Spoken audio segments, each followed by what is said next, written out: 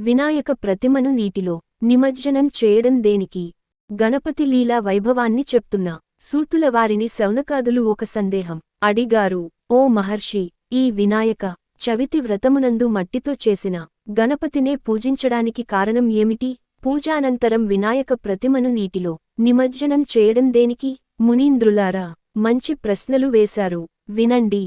పరమేశ్వరుడు విశ్వవ్యాపిత, అంతటా ఉన్నది పరమాత్ముడే, తత్వము కలిగినది భూమి కాబట్టి తొలుత మట్టితో గణపతిని చేసి, గణపతి యొక్క విశ్వవ్యాపకత్వాన్ని అంతటా అన్నింట అంతర్లీనంగా ఉన్నది గణపతే ప్రకటించాడు. విశ్వవ్యాపకత్వము కలిగి ఉన్నది ప్రకృతి స్వరూపమైన మట్టి ఒక్కటే. దాని నుండే సకల జీవులు సృష్టించబడతాయి. దాని నుండి లభించు పోషక పదార్థాల ద్వారానే సర్వజీవులు పోషింపబడతాయి. చివరకు సర్వజీవులు మట్టిలోనే లయమవుతాయి. ఇదే సృష్టి రహస్యం. ఇదే పరబ్రహ్మతత్వం. ఈ సత్యమును చాటడానికే నాడు పరమశివుడు పరబ్రహ్మ స్థూలరూపమైన భూమి నుండి మట్టిని తీసి దానితో విగ్రహాన్ని చేసి ప్రాణం పోశాడు.